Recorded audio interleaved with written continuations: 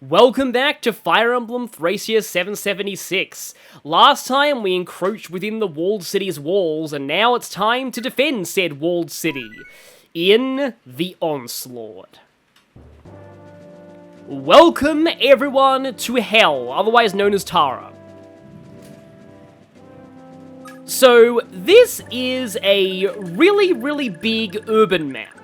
There are some walls here and gates. These will be broken by the enemy at the first opportunity. We do have some shops in Tahra, so you might want to bring some things to sell. There's also an arena and a supply place.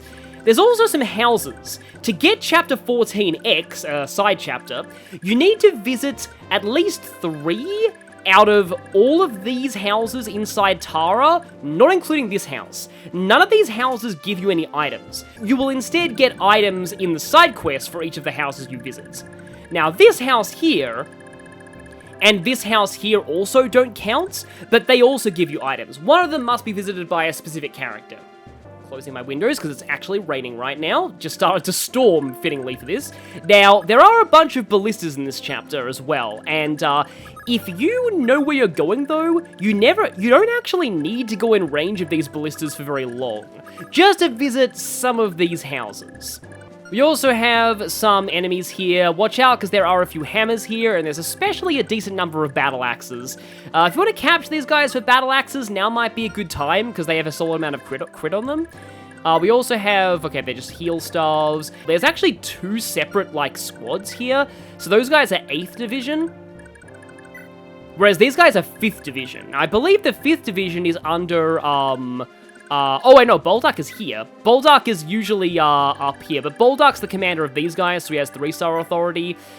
He has 20 cons, so you can't capture him, which is a shame, because he has a Master Lance. But there are other means that we can use to take this for ourselves. But what I really want to do is, I want to take this guy's stuff. This is Paulus. He has 18 con, which means he is capturable, and he has a Master Axe and a Tornado. Also has this, and yeah, he's a Baron, so he can use magic and physical weapons, and he has A ranks in all of them, but let's just say he might not be much of a problem after a certain point. We do have another Thunder guy down here, and this right here is an Iron Ballista. This has massive range, and is a bit stronger than a regular Ballista. And also Iron Ballisticians have more defense than regular Ballistas. Also, yeah, you both have physics staves, so if we manage to send somebody down here, they might be able to go on a capturing spree after the boss is down. This is a map that I really like to use warp staves on. I'll explain the general tactic once we deploy, because we can use 14 people here. Now, oh wait, Marita's fatigued. I am gonna go ahead and give Marita a stamina drink, because I want to bring her here. This is actually a great map for training people. If Nana is fatigued, use a stamina drink on her, because you need her to recruit somebody in this map, weirdly enough. And let's replace your armor slave with a fresh one. You will absolutely need it here. Tina can take heal. She's not really going to need it, though. Safi has 2 warps, rescue, and yeah, although I don't really want her to have Heim Scroll. I think Marita should take a scroll, though. Oh, I think I might use Pern here, and for that, I'm going to need to give him Null Scroll. Asbel with a Koss is a very double-edged sword, but it does make him a great boss killer. It's either him or Finn, but I feel like I might be dropping Finn from my army at some point. Okay, so who are we bringing? Fergus, Nocalion, Nana, Olwen, Safi, Tina, Pern, Marita, yeah, it says condition S drink, Dagdar, Finn for the authority, Asbel, Ossian, probably need Lara, and might as well take Glade for the other authority star. And on top of all these people, we're going to actually have 2 extra units when we start the map, both of them very strong. Oh, I need Sleep and Ensorcel as well. Okay, now let's deploy. The Onslaught. And we have a Draco Knight spawning for us. Oh great, that guy's a palette swap of the ungrateful jerk from before. Where's Liz? I don't see him anywhere. About that. That guy just charged into the fray, got whacked by the Brave Sword and went, "No way, I can't believe this!" And that was the end of him. Anytime, a commander of an army says, "If I may speak freely," it usually means they're about to call somebody an idiot.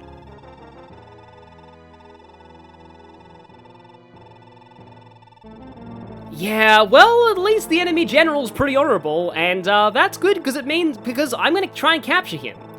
And in fact, I can take him off the battlefield quite easily.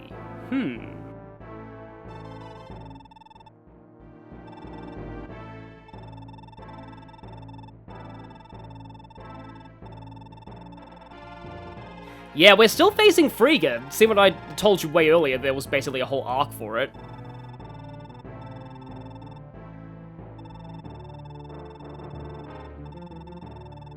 Yeah, the 8th Division, the ones under this guy, they're gonna be our main problem for this chapter.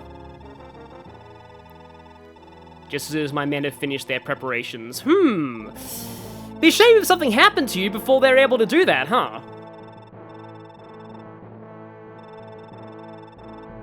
Okay, I'll go into full detail on exactly how this works after we, go through the cutscenes. We hear this song a lot, but it's still pretty nice. So that thing about Linoan is that thing around her head, I think it's meant to be some kind of a headdress, or like a forehead necklace. There's probably a word for that, but yeah. So when I was younger, I always saw that as a third eye, like the Mystari in Metaphor ReFantazio, except Metaphor wasn't out at the time. I don't know why, I always thought that she looked like she had a third eye, and it made her design pretty distinct, because like those hair braids are pretty unique too. So yeah, we now know that Dean and Edda are brother and sister. Just like the original legendary Nyorun and Dane. Yeah, I believe this conversation got altered a little bit in the Little Mansif Hatch as well. Like, the idea was that, yeah, this guy is, he's very similar to Dane.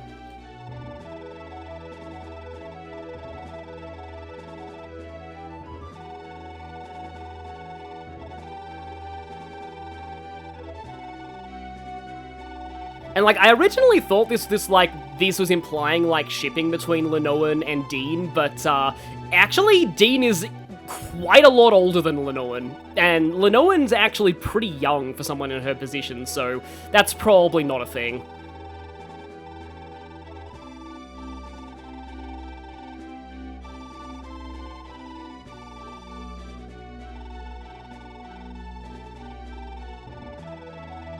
Yeah, this right here, I do feel like maybe this is another case of Kaga having a character just say, oh, I'm going to explain my entire backstory at the start of, like, a really important battle in the game. I know this gives context on both Linoan and Dean, but also just, like, I do feel like Olwen was done a bit better, I feel. Like, Olwen, she gave just enough detail in the chapters that she was on screen for, to give you an idea of who she was, what her position within the Empire was, and her philosophy, but here it just kind of feels a little bit like they're just being like, oh yeah, okay, here's the entire backstory that Kaga came up with for Dean and for Linoan. Because this whole, never would I have suspected that he answered to Lord Arion himself, this is classic as-you-know storytelling.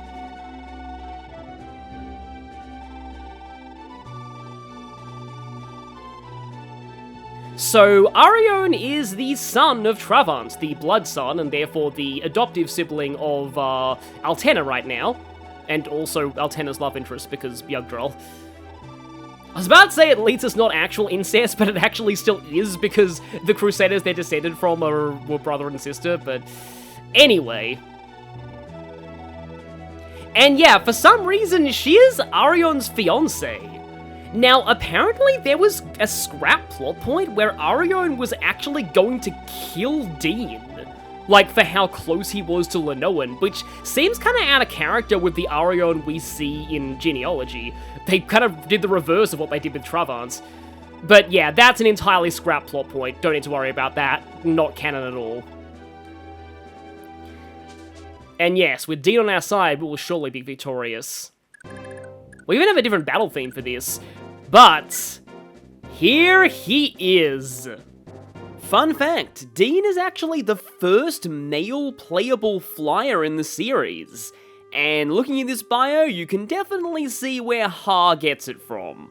So he's a pre-promoted Draco Knight with pretty insane base stats, though a lot of his defense comes from his mount. an A rank in Lancers, a 3 times follow-up critical modifier, and 2 Vigor Stars. Dean is the only flyer in Thracia who actually can be a combat juggernaut without scroll abuse. But he's still reined in by the existence of ballistas and indoor maps. However, Dean is actually still very good indoors because he has an A rank in swords. He's got good supports too, including receiving a coveted 20% support from Lenoan. Though this has one issue that I'll cover once she properly joins. And his growths are pretty good too. So yeah, Dean's ridiculous in every way. Surely Kaga wouldn't also give him a really strong brave personal weapon. Oh wait, he did! The hilarious thing about the Dragon Pike is that actually getting it is fairly difficult. Dean needs to visit one specific house that's out of the way in chapter 14, but many players consider Dean so good in all other respects that it's not a big loss if you miss this. What more can I say? Also, Dane's Scroll boosts the move growth by 5%, and that's really funny. And then we also have Edda. Edda joins as an unpromoted Draco Rider in the same chapter her brother Dean does, and compared to him, it's not looking so great. You'd think that starting weaker means she ends up stronger, but she actually has worse growths than him in everything but magic and speed, and worse weapon ranks, FCM, Vigor Stars, and supports. Here's the thing though. She might look bad compared to Dean, but this doesn't make her a bad unit, and that's something a lot of people forget.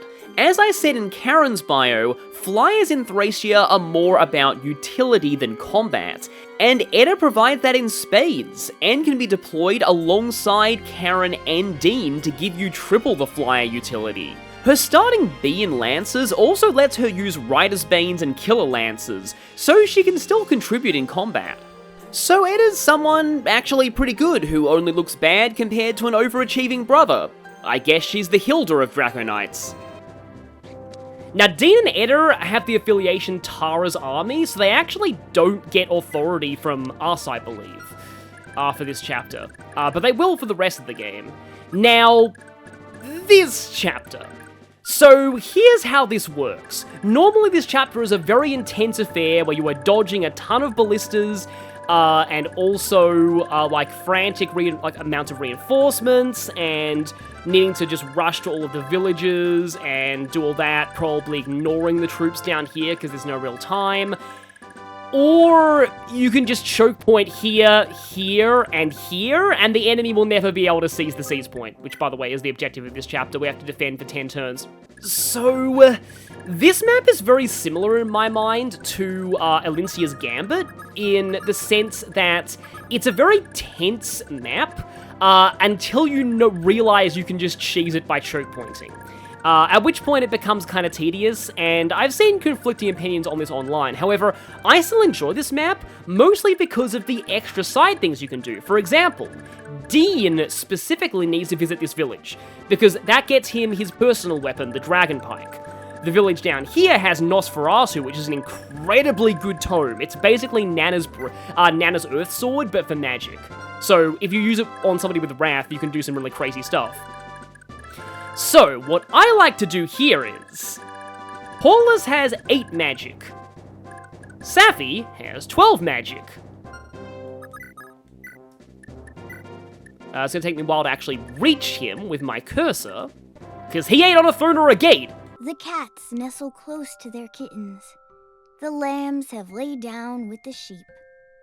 You're cozy and warm in your bed, my dear. Please go the to sleep. So now I can just one-tap capture that guy, and I intend to do so with Dean via warping down there. Now, whoever warps down there, you want to make sure they have a scroll on them, because otherwise these killer lances will be a massive, massive problem. So, let's see. Okay, also, this house right here. If Nana specifically visits this house, this happens.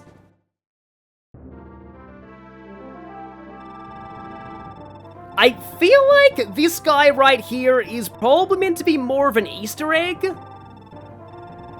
I don't really know if there's much of an indication that Nana is meant to do this. I think he does allude to the charm skill if you go here. I mean, granted, Nana is like 14, so this is actually kind of creepy. Well, really creepy, but yeah. At least she slaps him. So yeah, if you send anybody else here, you do see this guy's portrait, but he just says something like, yeah, I'm not gonna do anything unless you send a really hot woman my way or something like that. Again, like, I forget if there's any clear indicator that it needs to be Nana, but like, I feel like maybe it's a callback to Sheeta's recruitments in Fire Emblem, like, in Marth's games. But this is like the one time Nana actually recruits somebody like this. This guy's actually very wrong, though. He's very much a fighter. You'll see. You'll all see. Because, also he's on a building that, he can't actually go back on top of, I think, if he leaves it. But, yeah, this is Homer. He has Paragon.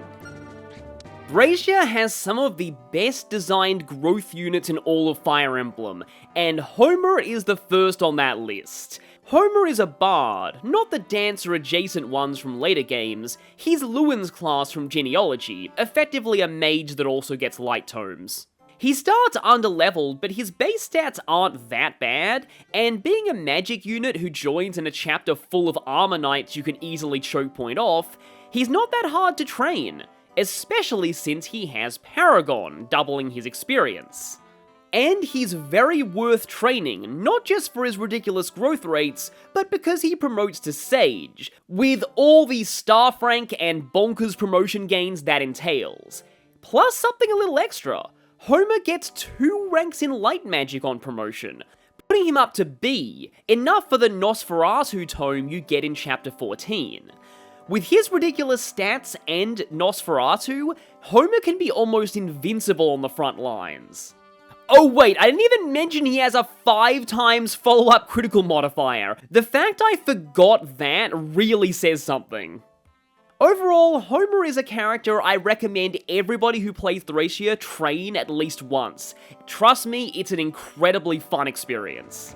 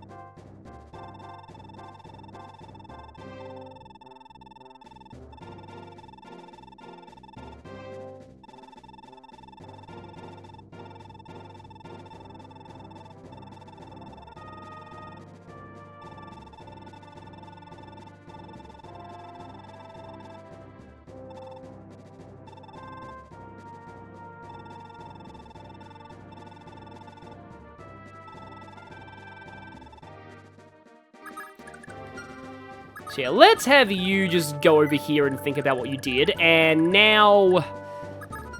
Do I go for the warp strats already? Or... Because, yeah, I think I probably need to wait a turn for Dean to really get down there. I can warp more people, though. I've seen a lot of players send Ossian down here. I'm not, like, entirely sure why Ossian specifically. I think it's because he has 1 to 2 range and a reliable crit rate, but Asbel can also do it. Now, I have my Thief Staff, and you know what? The ballistas here actually aren't worth, like, a whole ton of money, but I do want to try and, Where are you, boss man?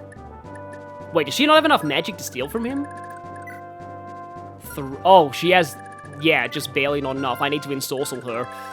I can do that later. He's not really going to be fighting me very much yet.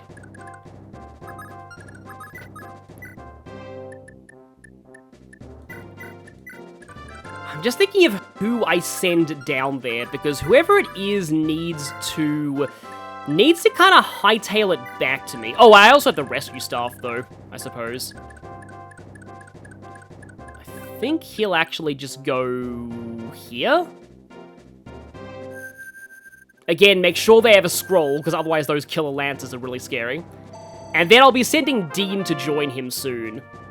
But yeah, I would like to have you gone. Yeah, you don't have enough con to capture Paulus at this point. And like, to be honest, I have enough boltings and physics. I'm just gonna kill this guy.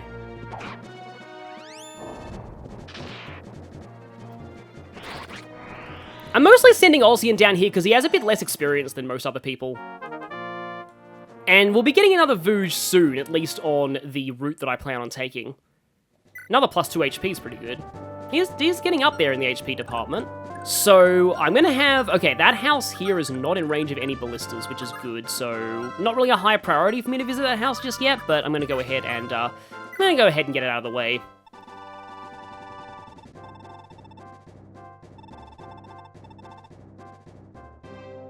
Yeah, I guess this implies that, like, that's why you want to visit all these houses. I don't think this one's in range of any of the ballistas. No, it doesn't seem to be. Okay. Now, if I send Marita here, that's a 10% avoid bonus, and she does have a lot on her own. Also, I guess I can show off what the vendor sells. Yeah, stamina drinks. So, like, that's the main claim to fame of Tahra right now. I guess Glade can take this house and put me at 2 houses visited.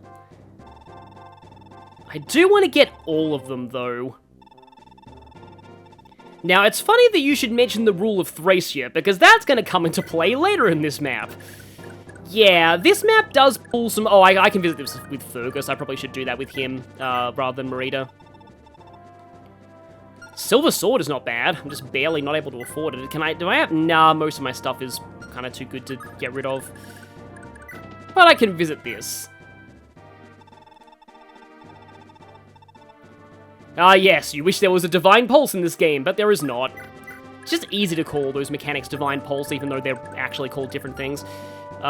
Finn, mount up, and yeah, I like to have Leaf, like, positioned centrally here with his Kingmaker so that I have the Charm aura around. And then Marita's gonna just go here, and then the others are gonna be huddled around on the inside. I guess Edda can just go on the gate, and, yeah. There are going to be a lot of reinforcements in this map. You really don't want to have people near those 2 roads, especially not near the end of the map, where there's a pretty cruel trap that happens. And yeah, these enemies will move to destroy these walls. I always felt like those walls back in Chapter 11 were meant to be breakable, but they don't seem to be. Okay, that was not a good start. Hopefully, you do a better job here. There we go. Kind of a shame that he's not one-shotting them, but, I mean, I could have probably equipped the hammer, because nothing here has a range attack. But I just wanted to do the Vouge for style points, I guess. It's just funny watching the Armor Knights just slowly walk forward. Yeah, it always just sucks when you leave them with just barely, not, like, below 0 HP. Oh, hey, that's, good, but, like, if it's B, that's as far as he goes. Well, I mean, it's as far as he needs to go, because there's no A-rank axe. A lot of people are like, oh, the Master Axe is A-rank. It's not. Surprisingly. Okay, now this part of the map, yeah, but really, it's all about just choke pointing these very specific... I think a couple of them are actually coming down to where Ossian is. Okay, who's that? That's Nana, isn't it? It is, right. She should... oh, wow, she doesn't actually get, even two-shotted by those. That's cool. And hey, she's capped out on skill and speed. Nice. Yeah, not getting two-shotted by ballistas is great for this, though. Kind of sucks when the staff user is the one who's injured, though. Okay, that's one of them. The other's going to go on to, I almost called him Beowulf again, Fergus. It's kind of a high hit rate, but, it's mostly the I'll just turn off the animations for this one. It's mostly thanks to the authority cells. I forget what division those guys are under. I'll have to check on the next turn. So yeah, 10 turns doesn't sound like a lot. These turns take a while, because there's a lot of enemies, so you're going to be in for the long haul, this map.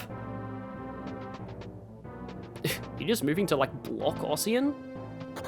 And yeah, these walls break too, but yeah. It's really just 3 particular points you need to choke. There's really no point in choking the all the way up at the front of the building, because that puts you closer to ballistas. Okay, now he's moving in. I would like to get rid of him ASAP, just so that the 8th Division loses their stars. So what division are you ballistas from? From the 5th.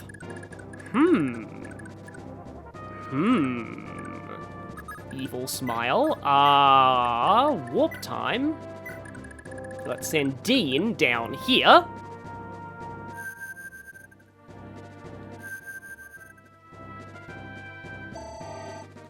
And since Paulus is asleep, I should be able to, although also that's out of ballista range, I should be able to do this. Yeet. Okay. And now I can't actually take Paulus yet, though, so I'm going to actually just go here. Ossian's inventory should be pretty full. Yeah, he's at B axes, so he never actually needs any more axe ranks. I guess I'll equip the hammer. It still gives me 10 attack speed. It would be pretty cool if the hammer was effective against ballistas. I'm not actually one-rounding with that hammer, though. I think I actually do need to use the Vouge, unfortunately. But yeah, like, because this is a pretty, like, look at this, it's a full-on, like, yeah, actually iron ballista. Or iron arch, as it's known in Japanese. So, okay, I don't think Paulus's leadership is considered gone yet, because he's still on the map. He's just currently inside Dean. Sorry. Weird sentences. Okay. Okay, Nana's gonna go back here to stack some charm, which I kind of still prefer the name charisma, but oh well. And when the... Yeah, that happened. Oh, she double cast. It is partially based on luck, and Tina has a lot of luck, so you will be expecting to see a lot of double cast with her. This guy does have a Vigor Star, which can actually be kind of dangerous. So on that note, I am going to go ahead and, I am going to go ahead and dancify, Tina. And this might not work. But, oh wait, I need to ensorcel her first. Dang it, I forgot about it. I probably should have brought pure water as well. So, if he gets the Vigor Star, then, he might be able to attack Safi with his bow. So, I'm gonna actually just stick... No, I'm gonna put Asbel here. Even though that is in range of, 2 ballistas. And it's not in charm range. Okay, that could be a problem. However, Finn has 97 avoid in the double charm radius, wow. Finn's got about as much avoid going there. You know what? I probably should have given you Pern an Armor Slayer. This is a decent place to train him. So, Fergus is gonna head on back. In fact, maybe he can actually give Pern the Armor Slayer. Now, I think a decent number of these guys do have javelins, which is a shame. Yes, I can put that for the avoid. Glade goes back in. You get into the charm huddle, and then... Okay, so I have this village, this, and this to potentially still visit. Also, I have the one down here, but I can get that with Dean at some point. And yep, more reinforcements! Yeah, this is a chapter where I'm kind of glad that I have the Little Master Patches skip animations button. Okay, he does have a scroll. But also, he does have halved defense thanks to carrying Paulus, but only one thing could hit him, so he should be fine. Do have to obviously watch out for the bow armors with Dean. Or like armored bows, I guess they're officially called. I think you can actually, can you visit those houses down below? I don't know if I'll do that, because unless I have, like, really have some extra time. Now, when it comes to your choke point, just be aware that the mages and javelin armors will be able to throw stuff at you over, sometimes they'll also, like, get on the houses. Good miss there. I hope for another miss here. Good. Okay. He should be okay even if the boss gets a Vigor Star. But I would want to grab that Master Lance soon. I was about to say something that could horrendously backfire, so I won't say it until the enemy phase is over. But yeah, as you can tell, these turns go on for a while. But like, if you warp some people down here, you can kind of pincer strike the enemies from below if you really want to. There's so many Armor Knights. This is why it's actually pretty easy to train Homer here. Oh, he didn't even move. Huh, okay. Well then, oh no, Dean's on the house, right? He is on the house. Okay, so... yeah, I'm gonna go ahead and just deal with you because I just want to hammer bonk you. Oh yeah, it wasn't actually a kill, huh? But yeah, before I visit this, I am gonna have to get rid of Paulus.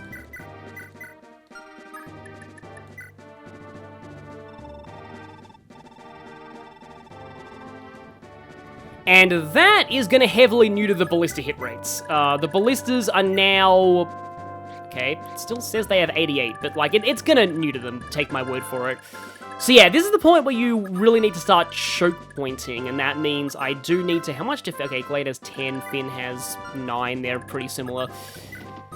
I just need to... I'm not in the best of places right now with some of my stuff, however, can get my charm right in the middle, and that means that I should be able to ensorcel Tina. Yeah, I like the way this looks. It looks kind of like a moon with some like jewels hanging off of it.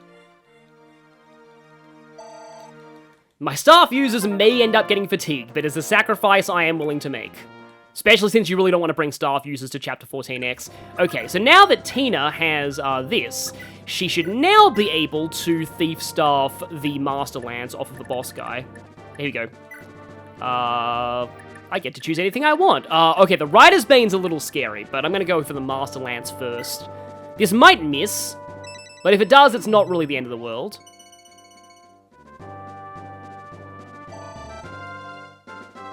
That was a miss, wasn't it? Oh, no, it wasn't. No, I got it. Doesn't actually tell you got it, but yeah, there's the Master Lance. Yeah, here's the thing that people in Engage have learned to hate, with its massive weight and being forced to use it a lot. Yeah, I don't like the idea of him getting his Vigor Star and then like using the if I go there, I'm only in single charm and not double charm. But okay then. So Pern is going to... I'm pretty sure Pern is in double charm right now. But I think I will retreat Finn back a little bit and instead send... that spot is not... okay, that spot is ballista covered, okay. Just kind of concerned about that guy Vigor Starring and using the Rider's Bane. Or I could Warp Staff somebody and, like, whack him, but I don't think I'll do that just yet. Oh yeah, this house right here. So, enemies will be able to attack you from there. That's important to know. Thankfully, this side doesn't have anything like that. Asbel does have leaf support, and he'll still have leaf support down here, though he'll be out of Nana support. No, he still has 80 Avoid, though. I think Asbel will be fine down there. Olwen's HP is a little low for me to really commit to using her a whole ton, and yeah. So, yeah, here's the point where Onslaught is real. I mean, I guess I can dance Nana into a better position. There are some, like, this is one of the rare Fire Emblem games where you might not want to dance every turn, because it does give her 1 fatigue every time she dances. If I go here, that means I lose the charm on Glade, which I might need. Oh, Glade doesn't have a scroll either. Just remembered that. Yeah, everybody who is choke pointing should probably have scrolls.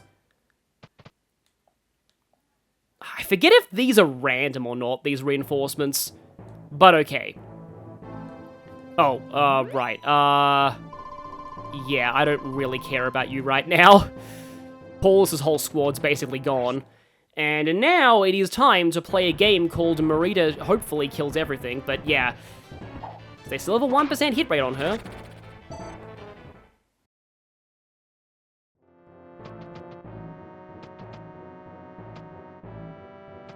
Okay, this is where I don't really want Glade to be the one choke pointing there. He's not the worst person to choke that point, but maybe Dagdar should go there instead, although Dagdar has a cost. I'll need to keep an eye on his health. So, sometimes I remember that, like, if you give somebody, like Burn an Armor Slayer, the enemies there don't even go for him at all. Oh, Asbel's in ballista range there. Yeah, those squares on the sides are ballista range. You do have to be careful of that. But with Paulus gone, their hit rate should be pretty much in the gutter right now. It is always fun to, like, take care of the bosses early and get rid of the enemy leadership boosts. But yeah, this map is... Okay, you actually are going for Burn. Oh, and there's Vantage. It's a shame that he can't actually one-shot them with Vantage, though. I'm gonna put animations on just in case another one attacks Pern, because I do want to see Pern fight, because it's definitely fun to see that happen. Yeah, the rogue critical animation is literally just teleports behind you. I mean, not literally teleporting, but still, it's jumps behind you, I guess. And I hate the Javelin guys, because they often don't die on the enemy phase, but yeah. Yeah, this is the point where, generally, if you're training Homer, you just have Homer behind your frontliners, and he just picks off an armor a turn with lightning. Okay. That's not a great spot for the boss to be in. I'm not really going to be able to cut my way to him that easily. And now he is in Rider's Bane range of some people up here, so now I'm going to actually swap some folks around. In fact, I think I'm actually going to dismount Fergus just so that he doesn't get Rider's Bane. Because he still has some really good stats even while dismounted, because that's just how Forest Knights work. I think I'm going to go ahead and Armor Slay you.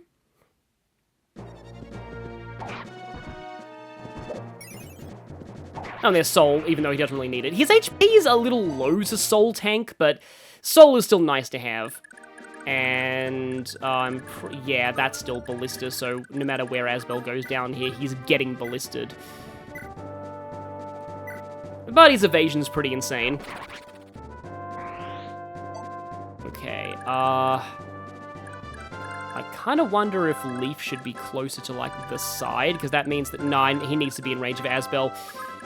Yeah, there's a lot of, like, support calculus going on here. I think you should be able to die with this. There we go. Okay, good, strength. I'm getting a little cocky here, just training Merida without promoting her, but I do want some more strength. And yeah, sometimes there isn't really a safe place for Lara to go. I suppose Nana could go here. That does put Merida out of charm range, though, so probably shouldn't. Okay, while I'm discussing all that, let's go ahead and visit this place with Dean.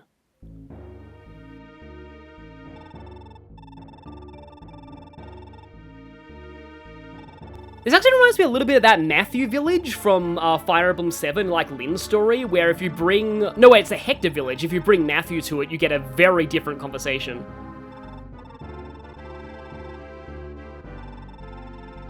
You know, like, theoretically, you can actually bring Leaf all the way down to this village and visit it, but you can't break the plot by having them go, "Oh, wow, you look a lot like me, random wife and rider of Thracia." The weird thing about the Dragon Pike is that it's actually locked to both Dean and Altena, but Altena is never playable. Reminds me a little bit of how in Radiant Dawn, Elincia is, Renning is able to use the Amity, but it's like locked to Elincia's inventory, so that never happens. But it's like just a programming thing, because it makes sense for him to be able to use it. So yeah, Dean was meant to be kind of like an infiltrator.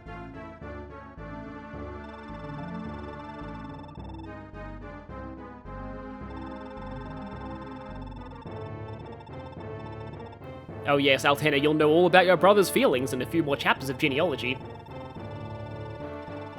it's pretty cool how the entirety of this game takes place, like, for most of, like, Genealogy Chapter, like, 6, and, I'll explain more of that later.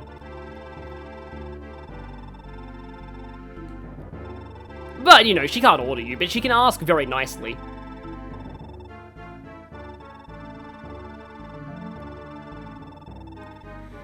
Yeah, like, given how strong Dean is, I do wonder if he was designed as a temporary character, but they just decided, oh, let's just not have that plot point where Arion kills him.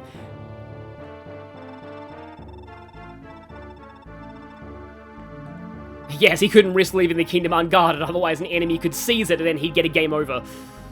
Genealogy logic?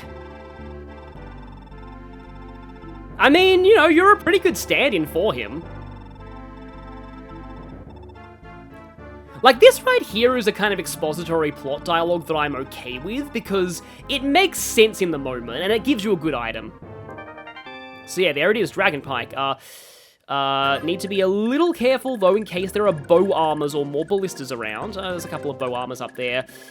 Dean should be able to reach the Nosferatu village, so, I mean, I might even be able to capture some of these little, physic priests that are running around. But yeah, here's the Dragon Pike. Yeah, Vantage and a Brave Weapon.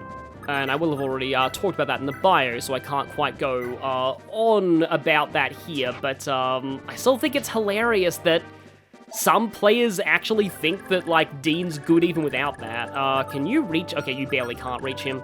Yeah, it feels like a waste to not be dancing. I just can't really think of anything productive that I can do with dancing right now.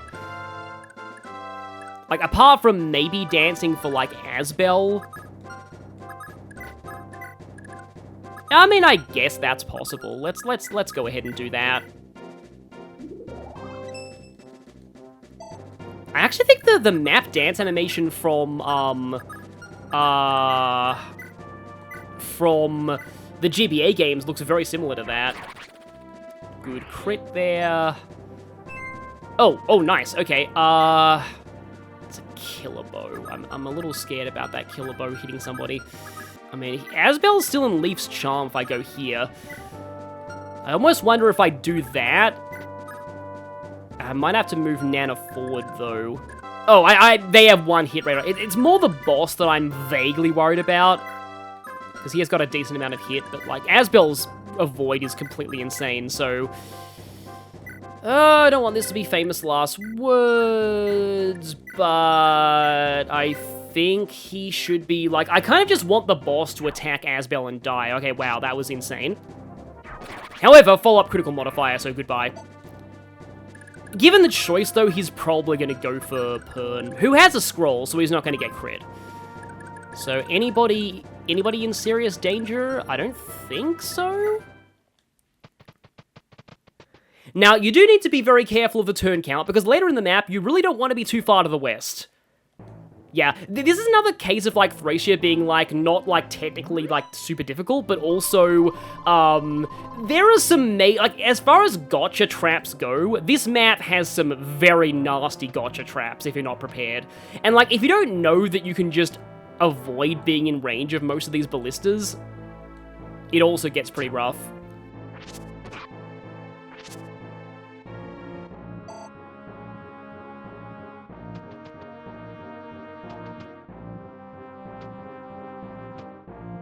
But yes, all the Armor Knights for me. Asbel might even get fatigued here. Yeah, this is why being fatigued in the previous map is actually kind of bad, because, like, you want your people to be refreshed for this one. And regarding, like, being refreshed, so about stamina drinks. Yes, you can buy them here. I don't entirely recommend that, because if you get the side quest chapter, you will have plenty of stamina drinks.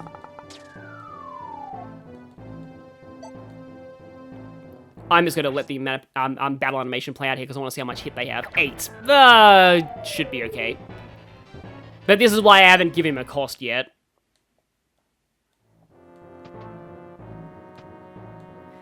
Oh, okay. Well, I mean, that means the boss is a little more likely to go for Asbel now. But yeah, every time my head is like, oh, he's Beowulf, right? Are you the one they call Beowulf? Yeah, that movie was weird. I watched that movie while I was studying Beowulf in high school, and my, like, classically trained English teacher, she was a great teacher, by the way, she was amazing. She was in a band in the 80s, when we did history, and we, had a like class on the 80s, or was it the 70s? It was either of those. She was in a band called the Short Circuit Guavas, apparently. But she sounds like she was really cool when she was a teenager. But she was like a super classically trained like literature teacher. And oh wait, no, I'm thinking of the wrong teacher. No, that wasn't the Beowulf one. That was later in life. No, the Beowulf one was different, but she was also a great teacher. So this different teacher who was not in the band called the Short Circuit Guavas, she hated the Beowulf movie, like the CGI Beowulf movie. She thought it was like an absolute insult to the original story. Like, it's meant to be a deconstruction of the original story, but, like, yeah, English teachers, English majors love Beowulf, so, yeah. You know, to use an analogy, it's probably like what a video game fan thinks of the Super Mario Brothers movie, the first one. Okay. You think you could beat me? I think that's another Eggman quote, but, well, yes, I think I could beat you. And also, I'm gonna forget you. Okay. Can I actually... I mean, Homer could... Nope, Homer actually can't. And he just has the rider's been equipped, so... Oh, I mean, Olwen could take this. I think. Yeah, I think Olwen might be able to take this. She might have to canter away, though. And let's use the Dire Thunder for good measure.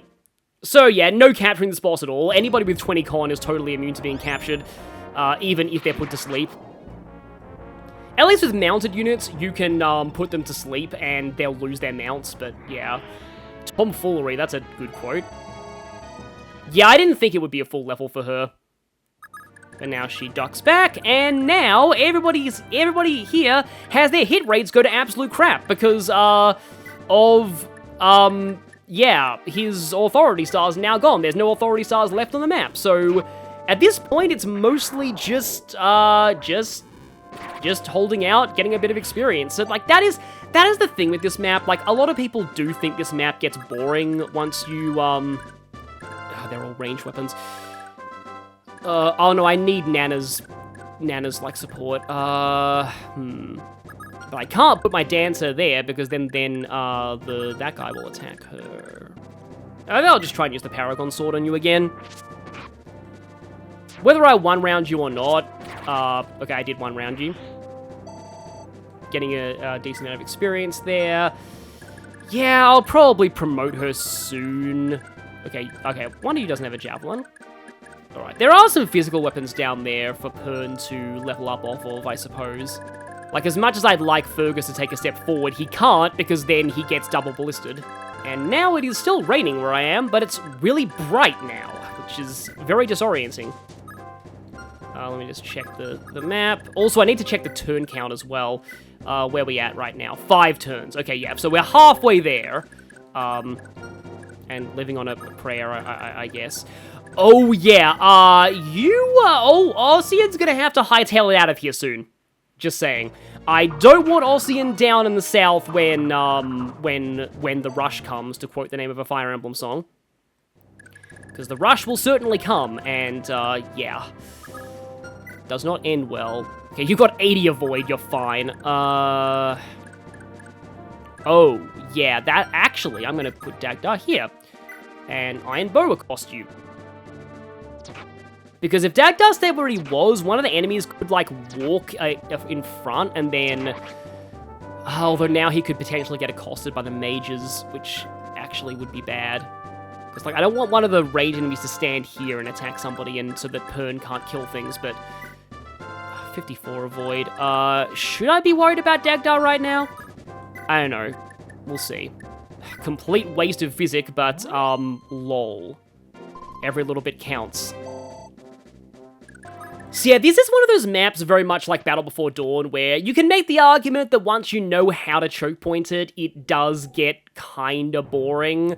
But, Oh wait, did I say Battle Before Dawn? Sorry, I meant Alincia's Gambit. But I at least think this one has some more interesting and unique side objectives than Alincia's Gambit. Like, the first time I played this chapter, I did not get 14x. So in my test playthrough of like, in preparation for this Let's Play, 14x was, like, a new experience for me. I had never played that chapter before. Because it's actually kind of hard to visit at least 3 villages within the walls. I know I have at least 2. I need to make sure I get that side quest. Like, ideally I want all of them, but actually the more of them you visit, the harder the side quest becomes. Because basically the more NPCs you have to protect for each of the villages you save. If only he could one-shot with that, then Vantage would be really amazing here. Please, Con. Yes! I love scroll abusing Pern so much.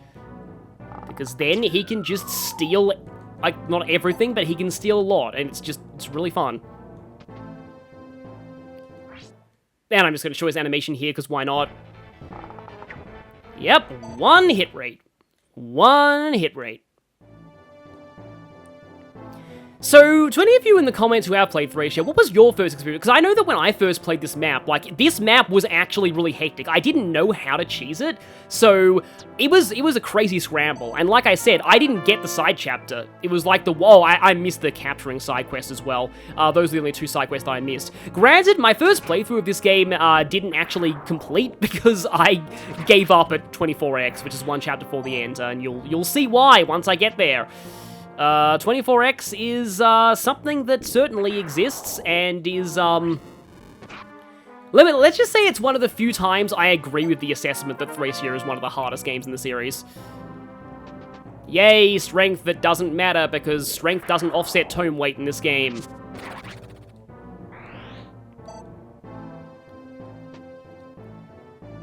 And yeah, you guys just keep piling in on Marita, who just does not care. Like, I really should capture that guy, but also, I do need Ossian to start getting out of there. It's near the end of the chapter when it happens, and you don't want to be around there when it happens. Again, it's one of the gotcha traps of this map. So you are gonna start running. And you are gonna... can't quite get there. Also, at the end of the map, you really don't want to be here. Take my word for it, it's another one of the gotcha traps. Let's try and just Paragon you. I think, like, somebody, like, recently was looking at my tiering saga videos, and then and at one point I mentioned that if I played Thracia, I might play it on Paragon mode. Did I say that? If I said that, I don't agree with that anymore, but that's kind of weird. Okay, I believe I should probably still use the Armor Slayer. But yeah, you're seeing the true power of charms stacking right here. Because having 2 charms is, like, super nice. Also that, no, I don't really fancy the idea of Pern being in. Actually... No, wait, no, he does rely on the double charm. Yeah, let's just go ahead and keep sniping some things with Asbel. Asbel might not even be fatigued by the time this map is over. We'll see. I am really... But it's like, we really shouldn't... Oh, wait, no, I gave you the flame sword. What am I doing? It's like, we really shouldn't be, like, risking any more than we need to. By, like, moving Fergus 1 tile forward. Although, can the ballistas reach if you... Although there's actually a decent number of enemies that... Oh, actually... Huh. And I did give her Vantage, didn't I? Again, I'm playing with fire here. I'm playing with a lot of fire. I'm playing with enough fire to, be from Velthroma. I always get concerned that I'm, yeah. Well, she one-shot some of them, that I'm mispronouncing some of the names of, like, the... I think that's also Norse influence. Okay, more skill is good. But, like, with that... 30 and my... Oh, yeah, no, I can't one-shot you. But I could just snipe you. Yeah, Olwen's kind of more of, like, a hit-and-run type of character. She's not really one for just standing on the front lines. Even with Vantage, if she misses, she can be in trouble. But, And she doesn't like ballistas, which we'll be seeing a lot of from now on. Okay, so I need to get that house. I need to get that house. Okay, so how many of them do I have? I have 1, I have 2, I have that one. So I do have enough for the side quest chapter.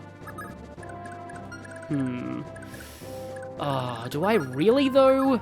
I wonder about this. How much movement do you have? 6. 1, 2, 3, 4, 5. Nah, he can't quite get there. Although, he can mount now, because I don't need to worry about the, Rider's Bane boss anymore.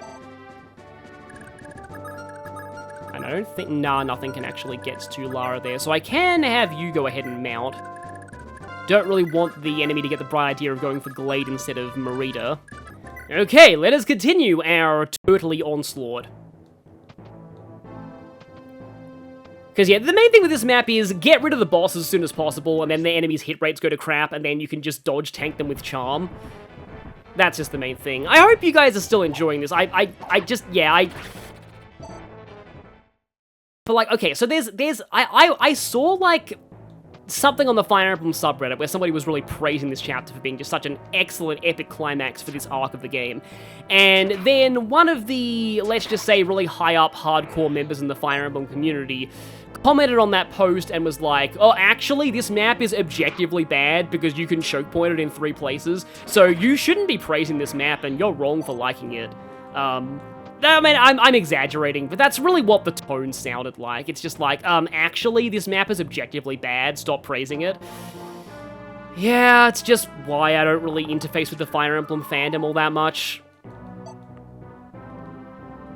But, it's been a thing with me lately. Like, I've been getting into a lot of fandoms lately, like Sonic, where, like, the fan base has a reputation for being pretty terrible. It's like, I wouldn't call myself a quote-unquote Sonic fan. I would call myself a fan of some Sonic games. Oh, hey, she got hit once. Don't know why I'm praising that, but, I mean, you know. Oh, she's out of Leaf, though. Hang on. This could actually be bad. I need to check the actual animations to see how much hit rate they have on me. I should probably, probably start paying attention. But it's also like, yeah, I consider myself a fan of the Persona games, and not a Persona fan, because I feel like the majority of quote-unquote Persona fan opinions just don't align with mine at all. Like, they're in this whole other world where Ryuji is the GOAT and Morgana is evil incarnate, when I just think both are just okay. And similar with Fire Emblem, I don't really consider myself a quote-unquote Fire Emblem fan. I just really like the Fire Emblem series, but I just don't really engage with the fan base that much. Please, Con. Oh, well, every little bit of strength helps in the circumstance. Okay, how much hit do you guys have? That's more than I expected. Okay. I need to either heal her or put Nana closer. Actually, pretty sure she is in Nana range. You know, while we're still here, I probably should go ahead and look up where Tahra comes from. I think it is from a province in Scotland or Ireland. Which is like, I do like that aspect. Oh, wait, that guy doesn't even have a javelin, does he? No, he doesn't. Okay. So, Merida, right... Oh! That's why she was getting hit. She broke the Paragon Sword. Huh. So, yeah, that's the only reason she was taking damage there. That's kind of funny, actually. It's like, oh no, the enemy... Am I getting really unlucky? Like, has Merida's luck finally ran out? No. She just had a broken weapon. Yeah. Oh, great. That's just reminding me of Sonic Brain Rot again. Like, there's a point in Sonic and the Black Knight where, like, Sonic is essentially dodge tanking with a broken weapon. Which I find kind of funny. Aha! Luna, nice. And... not a level, though. How... Are you almost fatigued? No, you're not. Okay. Yeah, her HP is growing pretty well. And she does... 65 is not, like, the best HP growth out there, but... Yeah, maybe I should go for the level 15 promotion. I feel like it's a bit of a sunk cost fallacy to keep leveling her at this point. Yeah, things changed for me quite a lot when I started to actually, like, not promote at level 20 all the time. There's a lot of Fire Emblem games that do benefit from that, I think. Okay, I gotta make sure that after Dean does this, he does not canter up. So yeah, this is also a village that I did not get in my first playthrough of Thracia. I also didn't get the Dragon Pike, because I didn't even think to warp Dean. I was just like, how the heck are you meant to slip Dean past all those ballistas? If you can do it without warp, I seriously salute you, but yeah. it would be kind of tricky. Yeah, for some reason, this guy's like, oh, I was told to deliver Lenoan's legendary tome to her in her darkest hour. Oh, wait, my village is really far away from the city and probably not going to get it to her in time. Lenoan can indeed use this at base, though. That guy's not exaggerating, but that'll be for later, because I'm kind of surprised Lenoan doesn't join you yet. She will join soon, but not yet. So, yeah, my hit rates are not actually the best with this Dire Thunder, but I'm gonna go for you anyway. Because now might be a decent time to show off some Vantage strats on Olwen. It's just like, I don't want to, you know, lose the chapter this far in. Is that ballista range? Barely not ballista range. Okay, so... I guess I can try for this one. Again, the more of these you visit, the harder of a time you'll have in the side quest chapter, but also the more, Speaking of... I did not plan that. Wow, why is this chapter giving me Sonic Brain Rot? But yeah, they're hinting at something. There's going to be a bit of a mass exodus from Tahra soon, and yeah, you'll be getting items based on how many people, how many villagers you save. And they're all stamina drinks, so yeah, you can get a lot of stamina drinks in this map. I do wonder about this, actually. Merita's a little bit, not in an entirely good place right now in terms of evasion. Although, if Leaf goes here, that's both Merita and Pern in range of the Kingmaker. So now she's got, yeah, now she's got 79. That's much better. And you're still in Kingmaker range, and yeah. I do like the name Kingmaker. Because isn't Royal Sword the name of Alm's weapon in Echoes? Can any... Oh, somebody can attack Lara. Oh yeah, it's the archer person. I guess we can dance for Nana. You know, I think I only just recently realized that in this game, you actually do... Like, when you gain HP on a level up, that HP fills up. In most of the later Fire Emblem games, it doesn't do that. There were no reinforcements that turn. There may be a little bit of suspicious video game generosity at play there. Okay, so you're done. Yeah, the one problem with Pern being such a combat-oriented thief is that he can actually runs the risk of getting fatigued, unlike Lithus and Lara most of the time. Okay. Okay, yeah, that is a Luna crit. Yeah, Luna can also critical. And she's probably gonna... He's using the Brave Lance. I've got it on him for the evasion, but, kind of sucks to use uses of it that way. No, you use uses of it that way.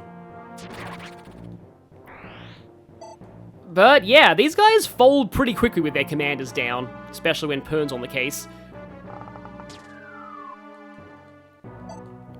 I think the second one's gonna go for him too. So, I don't know if I'll be able to reach some of those other houses. I guess technically this won't be a 100% run unless I visit all of them, but, like, you don't really need to visit all of them. And I'm sorry that I keep repeating myself, but, like, it does make the next chapter harder. Because you have more NPCs to babysit, the more houses you visit here. There's a maximum of 6, I believe. Okay, strength, yeah, and con. Okay, that's good. I think I'll cut my losses with that and just promote her. That's a good place to quit while I'm ahead. Let's talk about, like, leveling her as gambling, but in a way it almost kind of is. Dodge that, okay. They're running into the city. I guess technically they can actually reach the seize point, but, like, yeah. It's always funny when, like, a weak enemy like that does something. Like, the closest to that ever happening with me is, like, I had a run of Crimson Flower where Flame killed Edelgard, and, like, I just laughed. But, okay, now it is time to... Yeah, let's go Master Seal Merita now. So, I believe she only gains 1 movement from this, but I think it's because her base movement is already, like, kind of high for a foot unit. So this still puts her up to basically the standard. But she gets a whole 2 sword ranks out of this, so now suddenly she's using a whole bunch of things. I do kind of like oh no, warning, Sonic Brain Rot again. Is that teal, or is that, turquoise? One of them is greenish-blue, the other is bluish-green. Amy had to take Sonic to a hardware store and look at paint swatches to remind him. Anyway, yeah, she has Adept now. And max skill and speed, and 10 strength doesn't look that great, but like, she's gonna be attacking a bazillion times. Also, she has an A rank in swords now. So, what turn are we at?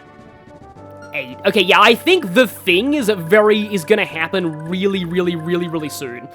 And in fact, I do need to be somewhat careful of Ossian, because he kind of needs to... Oh, wait, what am I saying? I can rescue staff him. I'm gonna go ahead and rescue staff him right now. Ossian, you get back here right now. It is past your curfew. I'm being a little unhinged in this chapter, but I mean, I suppose it's a decent chapter to get unhinged at.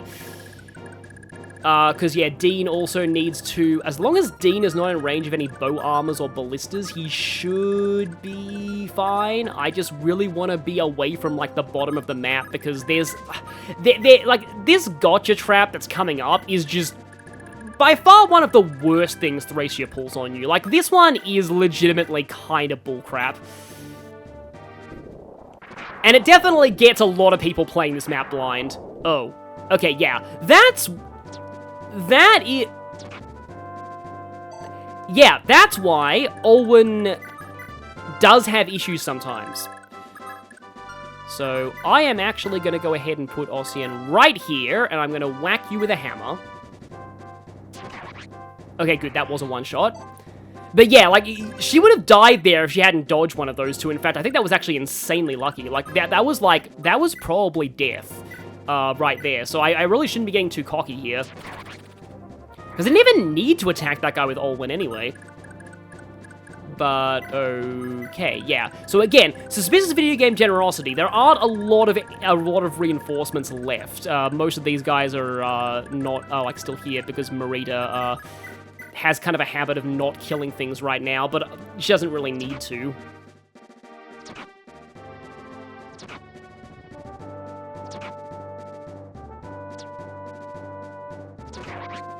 It's always fun to see Dagdar, like, Gatling gun bow people like that. But nah, Olwen's not in ballista range. I don't really want to send... Oh, wait, I have a physics staff, don't... Safi's... Oh, wait, no, actually. Hang on. I need to make sure Tina doesn't, like, do anything stupid. This was actually why I brought the physics staves, because I knew that I would have people who get hurt who would be far away. I was expecting to need them for Ossian and Dean, but they didn't end up needing them. I mean, I could actually technically promote Safia if I wanted to, but, like, she already has an A rank in staves. I do not like that archer being there. Also don't like Asbel having so many one-use tomes. It's just that if I put Pern one space down, then he is going to get attacked by a lot of ballistas. Yeah, 17 fatigue. That's actually getting up there a little bit. Yeah. I do have another file where I train Homer, and I'll be showing that off for the A route playthrough. Because I wanted to show some different people for the A route. Yeah, there are... I can probably get that house fairly easily. Okay, it hasn't happened yet. Must be the second last turn, then. I probably should have shown the animations for that. Because she's now a sword master. Wow, I'm getting very unhinged, this thing, but it's still tangentially related to Fire Emblem, because back in the day, you know that Pokemon song, To Be a Master? I made, like, a variant of that song about sword masters. I also made a variant of 7 Rings in Hand called 7 Clings in Hand that was about Armor Knights. Yeah, I had things when I was younger. Like, I don't know, I have so many, like, parodies of Sonic songs related to Fire Emblem that I made up when I was a kid. I don't know, but, like, my playing of FE6, I don't think overlap with my Sonic phase, so I don't really know what happened. And this is why Sword Masters are fun, because when they get into battle animations, they do that.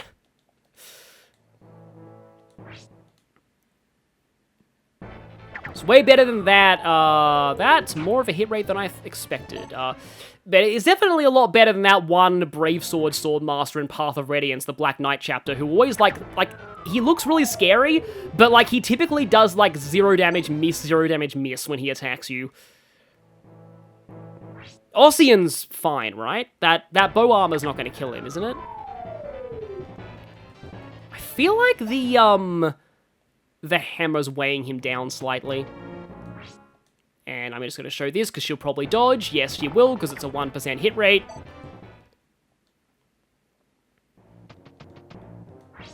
Yeah, just gotta... I mean, she just promoted. I may as well show some battle animations with her. She's probably going to fatigue, though, after... I mean, she's going to get very close to fatiguing, at least. And miss, and then... Okay. Please tell me he's fine. Okay, it missed anyway. Oh, and he leveled up. Ossian's not been getting great level ups lately, though. Okay, strength is good. He's kind of back on track now.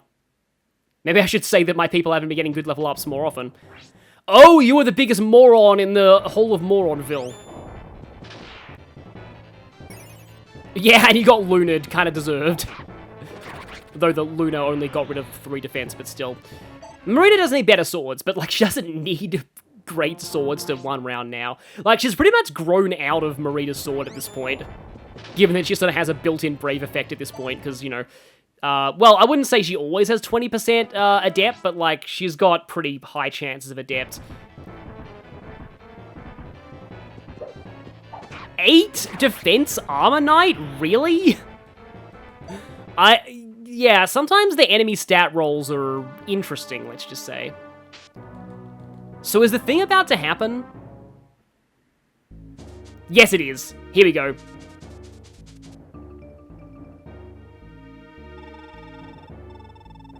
I trust you're aware of my plans. McCloy. I thought McCloy was a weird name for this guy. Officially, we're the Empire's allies, here to lend a helping hand with their little insurrection. Keep the Imperial Army believing that, but only help them as little as possible, just enough to make it look like we're being loyal.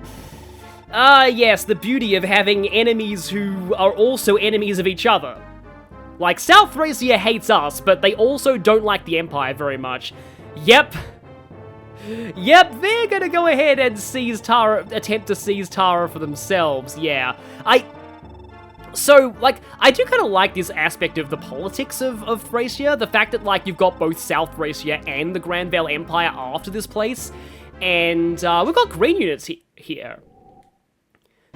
So, this is, again, the massive jerk gotcha trap of this chapter. These green units attack you. They will actually attack you, so think of them less like NPC units and more like, a second enemy faction. Yeah, because they will fight you. Also, McCloy himself is here, who has 1 authority star, and he won't actually really go after you unless you go after him, so he's not really that much of a big deal. I wonder, I don't want to blow this so late in, but I could get myself into one of these villages.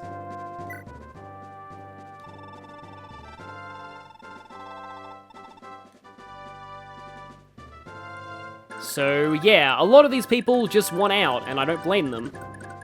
But we have to endure... Yeah, if you're not careful, these wyverns can actually get to you and attack you. However, if Asbel is the one they attack, I'm totally down for that. You are... Okay, they're javelins. They're not really... Like, if they go for Dagdar and, like, he has a bow, I'm okay with that. But yeah, if you have people close to the bottom of the map, you're like, oh, hey, it's great units. I mean, granted, the dialogue makes it pretty clear they're not on your side. They're like, we're here to help the Empire, but, like, it's still a pretty, you know, massive, like, screw you to the fact that it's like, oh, look, ooh, we've got some green units. Oh, wait, they're actually hostile. You do not have a vulnerary, okay. Yeah, at this point, I'm gonna send Fergus in to hit you. Yep, got the follow-up critical modifier there. And yeah, you do need to be somewhat careful of your, like, weak and vulnerable characters when the Wyvern Riders get into play.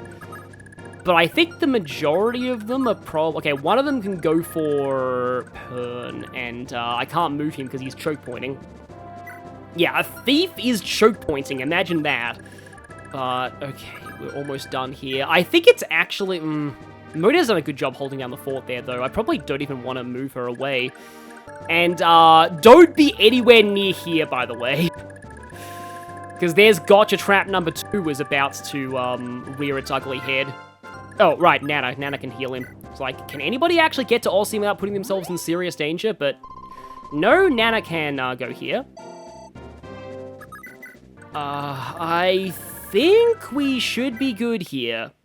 Yeah, look at this! Like, 10 Dark Mages spawn all the way over there. If you don't have anybody near that area, they're no threat, but if you do have somebody there, they're basically just guaranteed dead. I love Pern's follow-up critical modifier.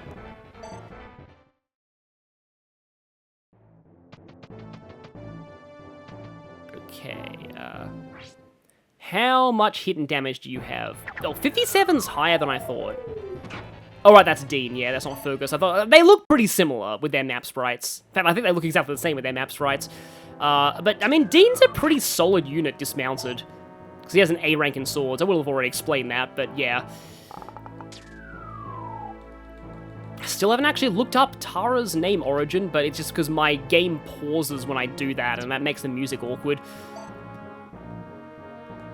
Okay, I'm not too concerned about these guys. I'm more worried about the, Is there only one house I haven't visited? I think so. Yeah, but I'm more worried about the wyverns.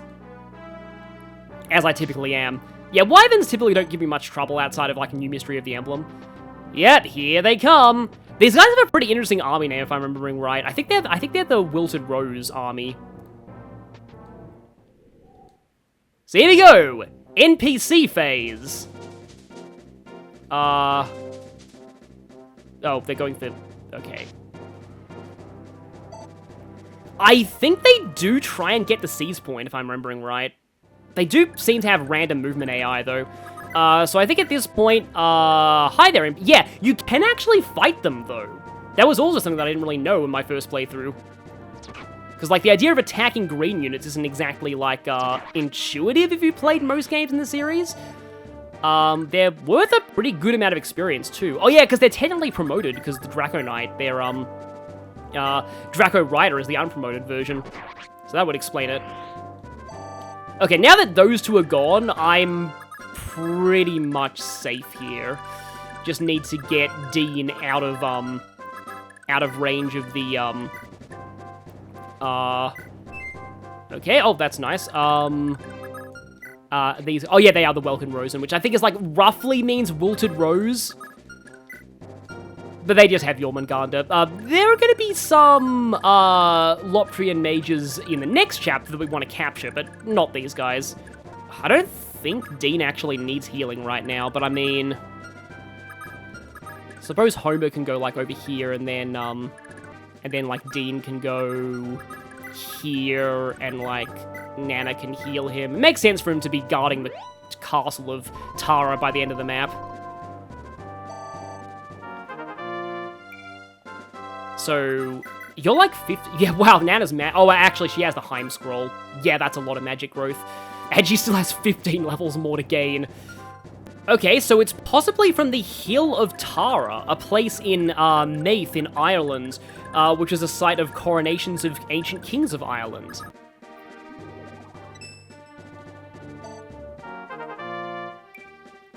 Okay, she finally leveled up. Yeah, but she does have... Yeah, she's got over half her fatigue already, but...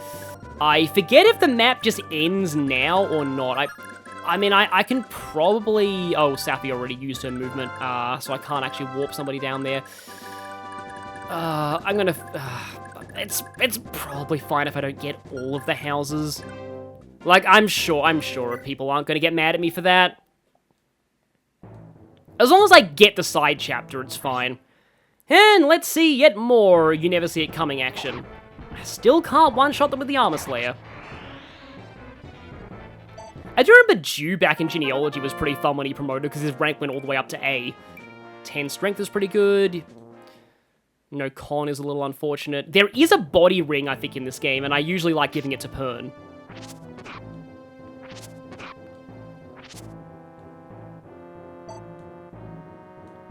Yeah, I think if she triggers Adept on her, like, on any of her attacks after her first, they will get the follow-up critical modifier. Yeah, you only need to deal with those like Dark Mages for like one turn. Wow, he's actually getting kind of close to capping his defense too.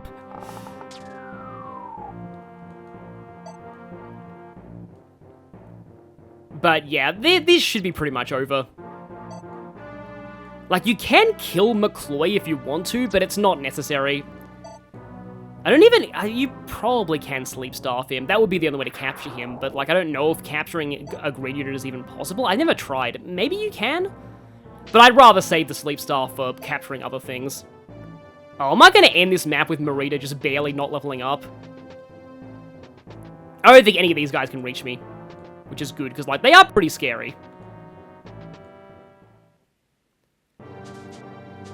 And, yeah, this is map over. And here is Arion himself. I really like his portrait in this game. I do think it's a lot better than the one in Genealogy.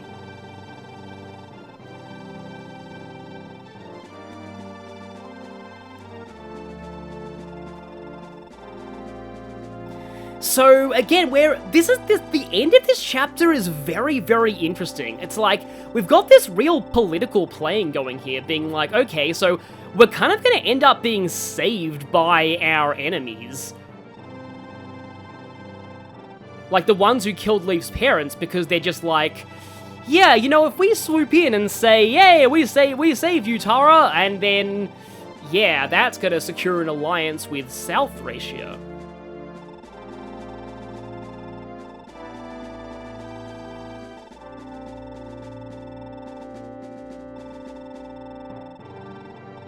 Yeah, it would have been years, because, like, there's been years since, like, the time skip after you kill Quan.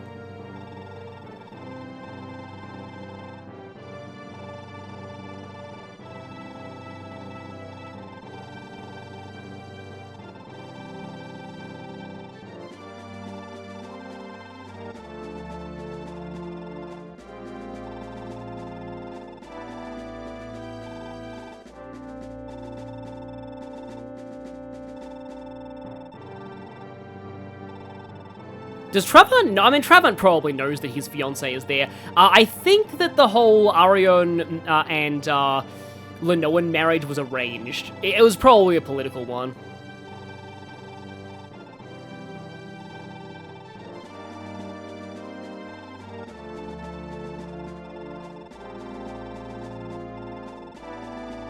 Oh yes, don't use your main body of troops to seize Tahra. That would be really bad for us.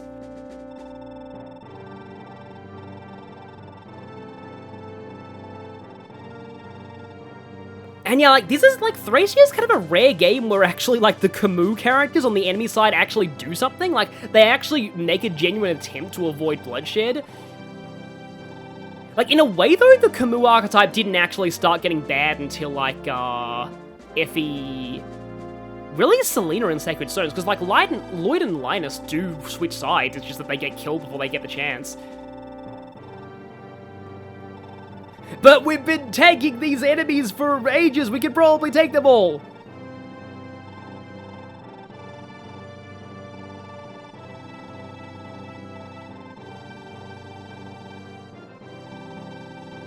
But yeah, he's gonna go ahead and warn us that, yeah, we are in serious trouble now, because we may have defended Tahra from the Empire, but now, we've got another of our enemies trying to seize Tahra. And yes, that right there is, what that big gotcha trap on the, east was. Withered Roses, that's it, yeah.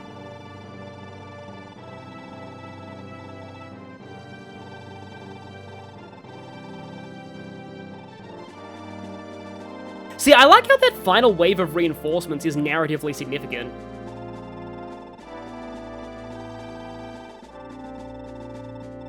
So, all this effort, and essentially Tahra is under occupation again, but it's sort of the best we can do at this point. since it's at least better than being occupied by the Empire.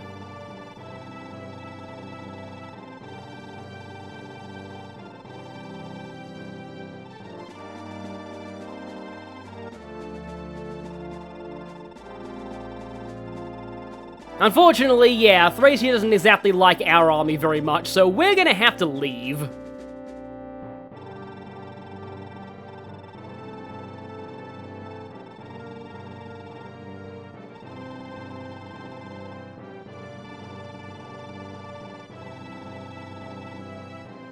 And from this point on, Lenore will be joining us, but I'll talk about that in the next map. She'll join in either 14X or 15, whichever one is the next chapter.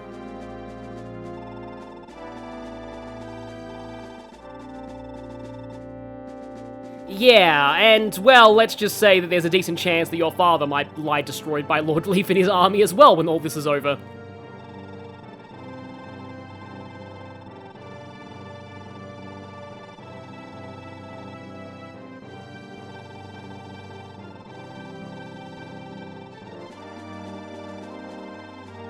Maybe he will be one day. I mean, we did a decent job of defending the city. The only reason we really had to leave was because you guys came.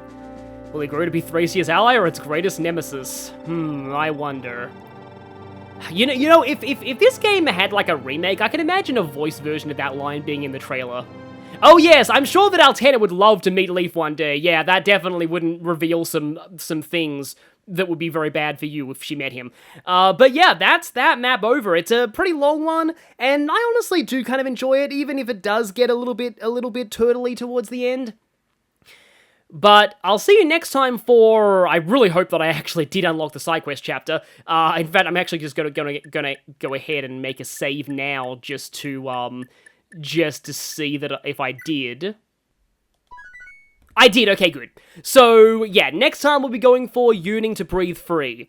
I will see you all then for kind of a strange but sort of fun chapter.